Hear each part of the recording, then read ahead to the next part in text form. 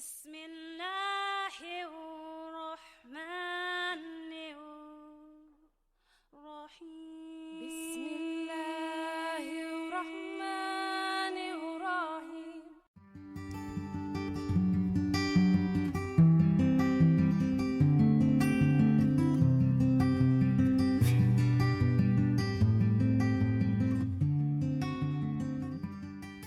Okay, Hind Makki, I would like to ask you, was there a single moment that led you to create your blog Side Entrance?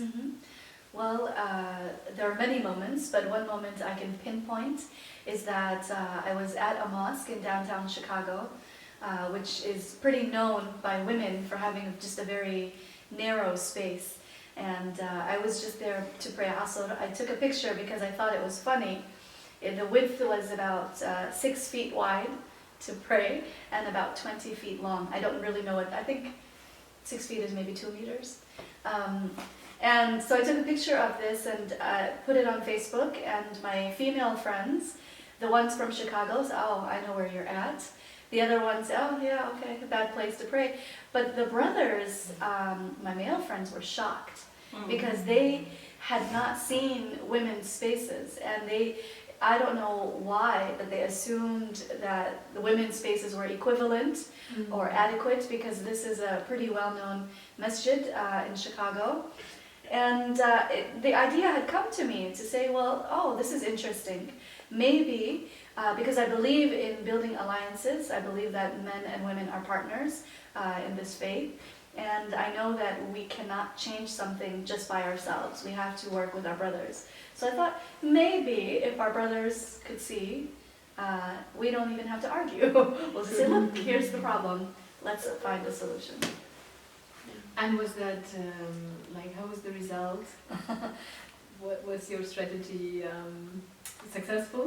I mean, I think so far, alhamdulillah, it has been quite successful. It's successful in a couple of ways. One, it allows women a space to have catharsis, to talk about what has happened, especially, I notice, especially for women who are converts or who live in a community that is not theirs. So they move to a different town and the mosque is not welcoming, and so they feel really cut off from the community.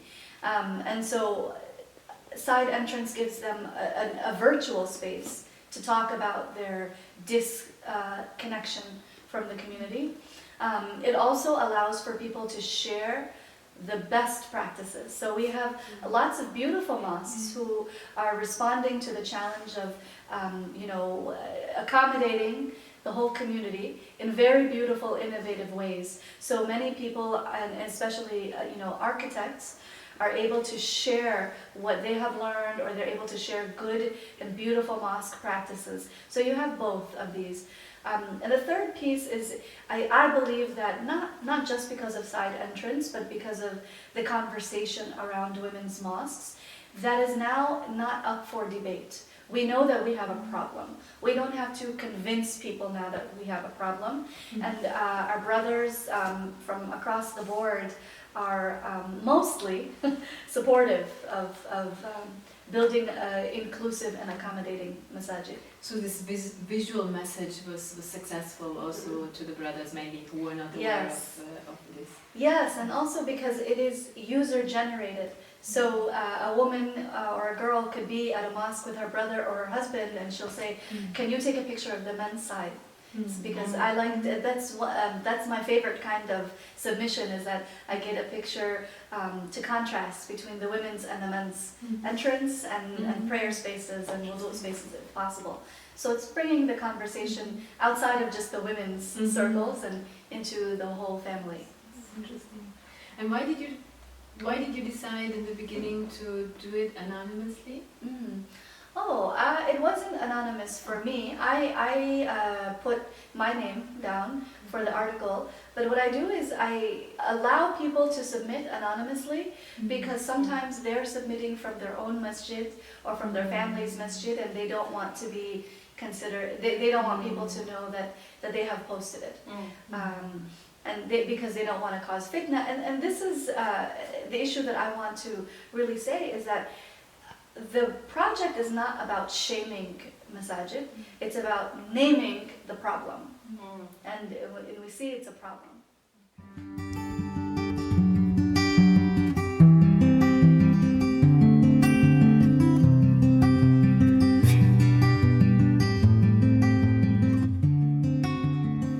Anse Tamara, you talk about positive cultural change a lot. This is a term that you use a lot, and from what I understood is that you try to reach this positive cultural change through women educating other women. Why do you think it's especially important for women to be there for other women? And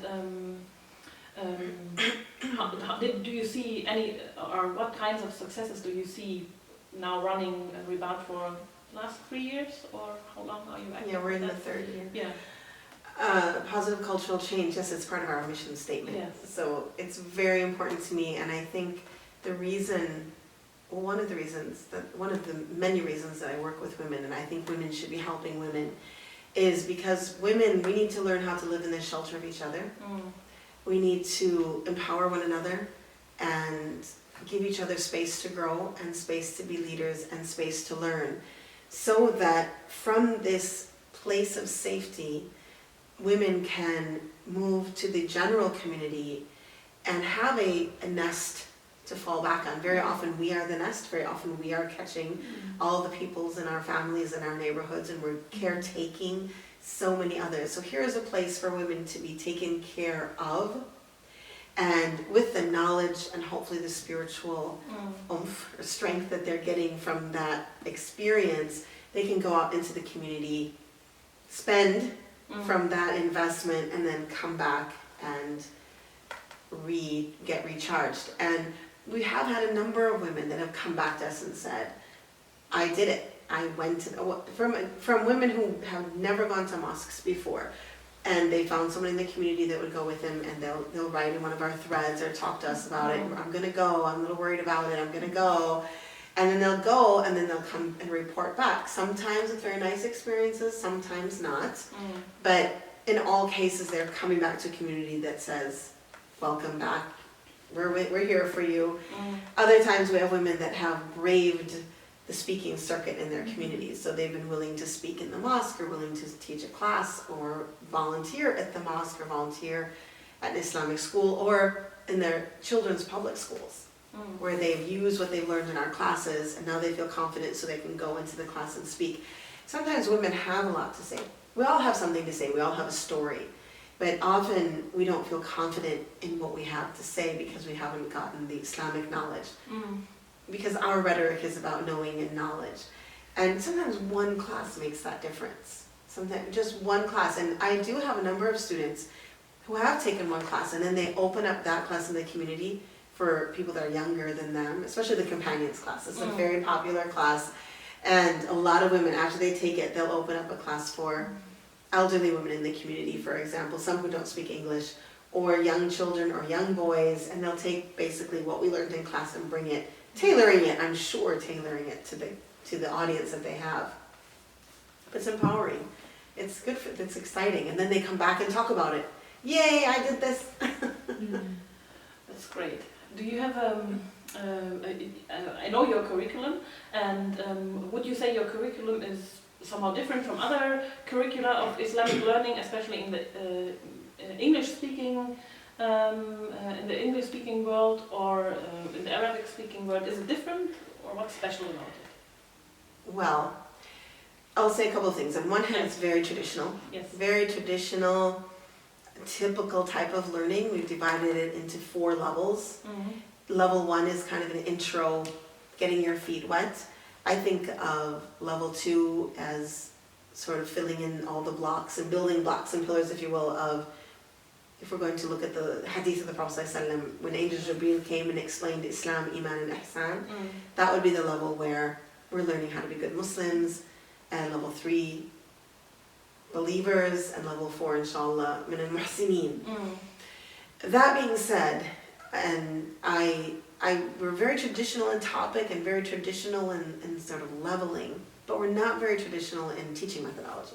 My background is in education, and I try to encourage our other teachers, and we do our best to use more modern teaching methodologies, although we're all getting used to the online format. So it's an online format. I know for myself, I'm still learning the tricks of an online format. Sometimes I'm still just lecturing. But in some of the really old traditional ways of learning that we see, we have a sheikh reading a book to students. That's actually not very traditional. In traditional times, the student would memorize it and then recite it to the teacher. Nowadays, we have a habit of students listening to a book being read. I don't personally find this very useful. I'm a practical person.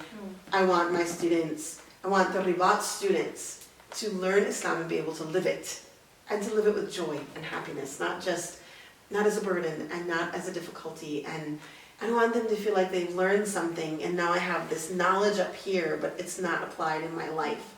So it's very important to me that whatever we're learning, we're finding ways to give it practical application in our neighborhoods, our communities, our families, ourselves, even just our daily habits, but in some ways. So I think that's not very traditional. Okay. The real practical sort of application and homework, I think you probably have tasted some of those homework assignments. Yes, I did.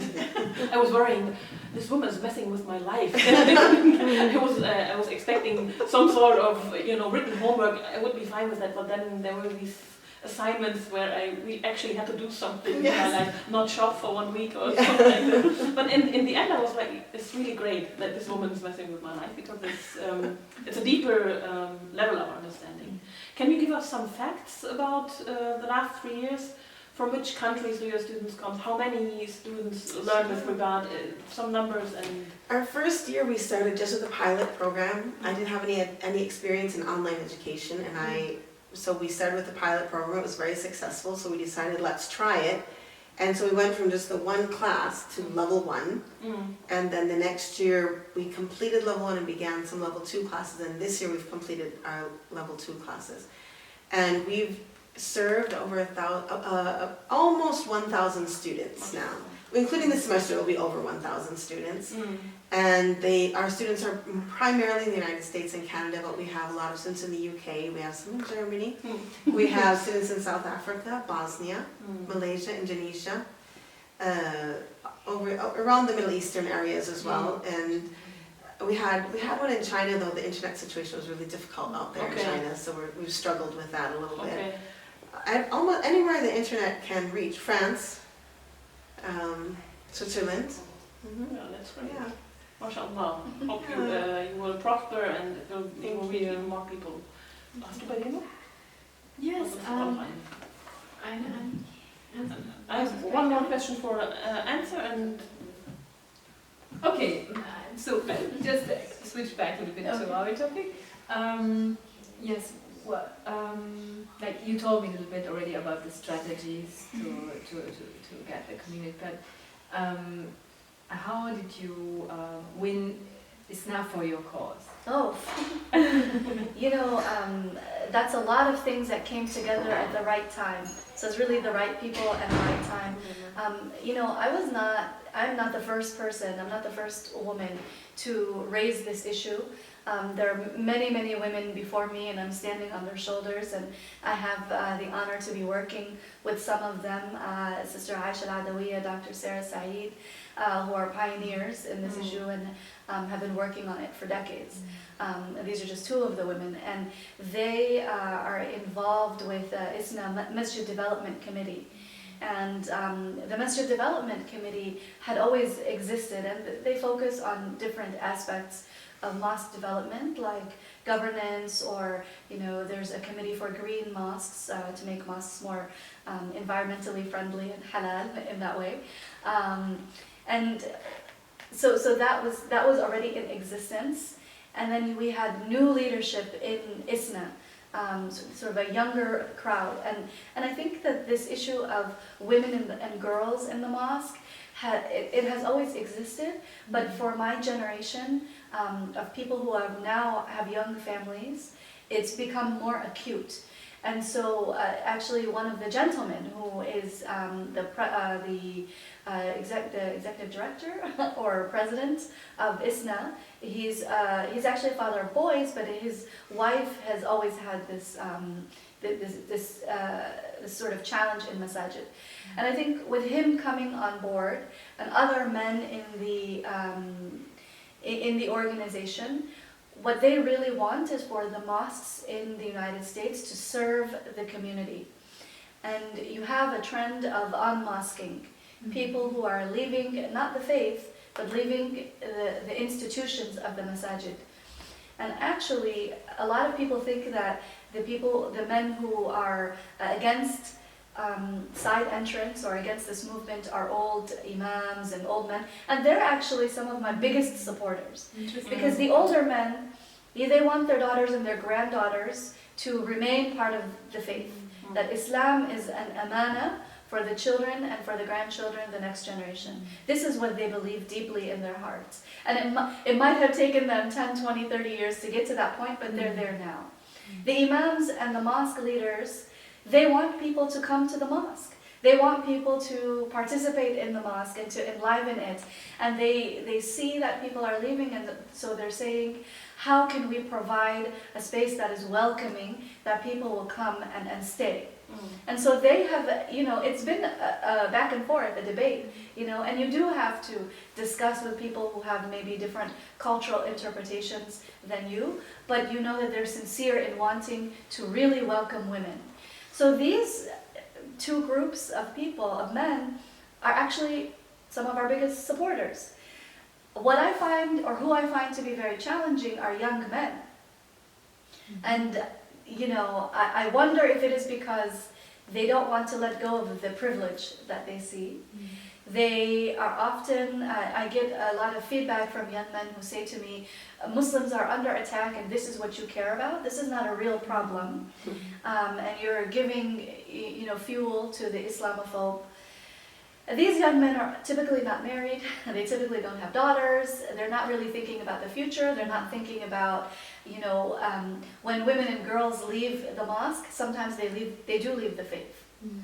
And this is, again, it's a sacred trust that the mosque community has and the mosque leadership has. And so I often get a lot of pushback from young men, and part of me just says to them, oh, I'm just going to wait till you have kids. Grow up a little bit, because you have to let go of some of this privilege, or use your privilege to help us.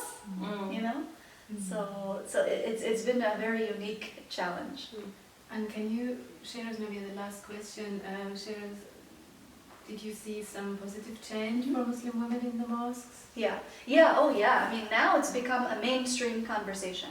So I would say that before 3-4 years ago, the only people who spoke about women in the mosque were women, but privately, and complaining, and then some activists. And there were different kinds of activists, and one of the group, one type of activist was very bombastic and very much, entering the mosque from the main door without hijab, entering the men's section, praying in the same lines as men without hijab, and being very in your face about it. And that was not helpful for change. I mean, it made a statement, but didn't change anything. And I think now the conversation about women and girls in the mosque has become normalized, so that people who self-identify as Salafis, all the way out to people who identify as Sufis, all agree this is an issue that we want to tackle. And it's not just about where women pray in the masjid, because ultimately where women pray in the masjid is reflective of how the community values women and girls. And so our conversations are not only about architecture, but they're about empowerment of women.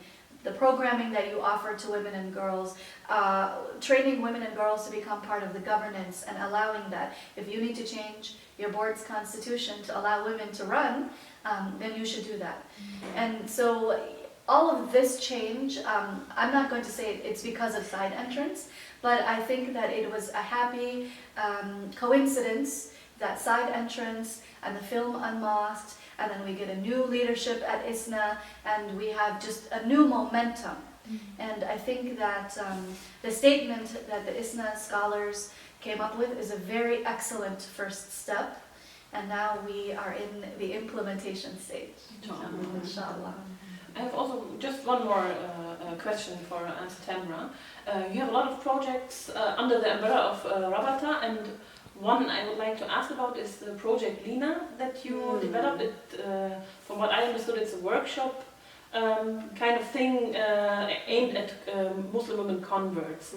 What made you develop this program, and why about converts? I came to the United States in 2012, and I went to the United States. I'm from the United States, but I had gone in January because my mother had surgery, knee surgery. And during that time, I had a very dear friend who was a convert and who was going through a very difficult time in her life with her husband and her life, and that was outer circumstances were affecting her faith. And I was sitting in the car and I was thinking, what am I going to do about this? Well, I felt I didn't feel responsible. That's not the right word, but I felt like what am I going to do? And so Project Lina was born. And Project Lina is one Arabic word for a palm tree.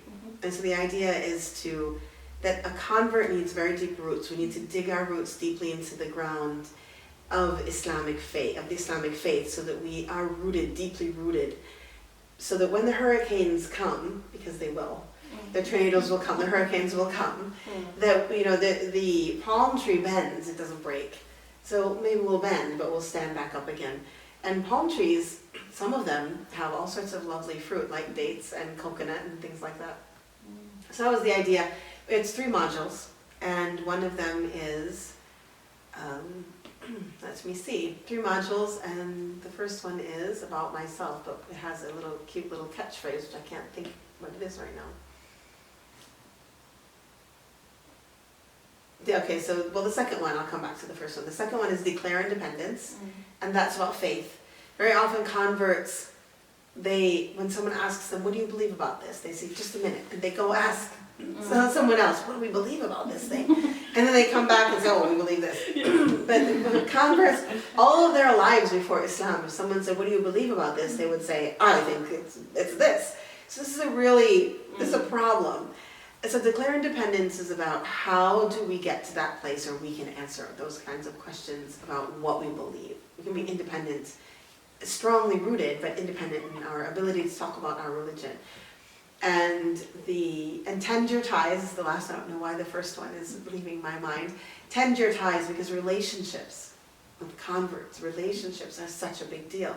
We've got relationships with our non-Muslim family members, and so often converts get really bad advice, like ignore your parents, or leave your parents, or don't take care of your parents, or your parents are kuffar. And this is just terrible, un-Islamic advice. And so they need to sometimes heal the wounds that were caused by early years of bad practice. And then sometimes they need to just get better at having good relationships with them. Also, very often converts enter into multicultural marriage relationships, which can be very stressful. And sometimes Islam is blamed for the high stress cultural differences in that relationship. And sometimes women lose touch with themselves. And so those relationships, as far as marital relationships, and if I wasn't raised a Muslim, how do I raise Muslim children? That's another question. And then friends, who are my friends? I've changed my whole life. Sometimes our early friends leave us, and then we enter into this new community of people that eat funny food and do funny things, and we don't understand them. They don't understand us, and so learning how to develop relationships with people of other cultures. And the first one, which I can't remember the cute little catchphrase, but it's about bringing your whole self to Islam. And that's about finding our own culture, discovering our culture, having our culture within our Muslim faith, within the mosque, bringing our culture to the mosque, bringing our food to the mosque. Bringing our food to the mosque. So it's not just biryani and kebab at the mosque, but it's turkey and mashed potatoes and grilled cheese sandwiches, if we want, or whatever. Building that nostalgia, that might sound like a petty thing, but it's actually really important for women. So we do a workshop, and we're going to be doing an online project leader workshop this spring. Oh, So, okay. yes. Sounds And that's really only good. for converts. We don't let anyone else come on. Mm. That part of that is the safe space for converts to be able to speak to one another, do a little whining to one another, and then have a positive outcome and feeling that sense of confidence and community. Yeah, whenever I hear about your project, I feel the need to stop all Everything else. everything else, stop my everyday job, and in order to have time to participate in that.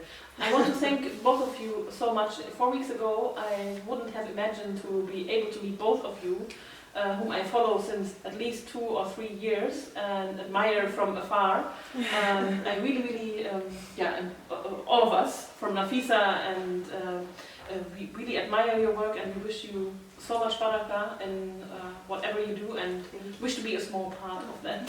Oh, a big part, inshallah. Yeah. Thank you for having us. Yes. Thank you for letting us be here with you. So Yes. exciting to be here. Yeah, Thank no you. sleep in Germany. Thank you. I'm a very big believer in peer learning, Yes. and that people have to share best practices. And I love the idea of working with my transatlantic sisters, because we do share some of the same challenges. And Yes. so we can work on those solutions together, inshallah. Inshallah. Inshallah. Yeah. Thank you so much. يا رحمن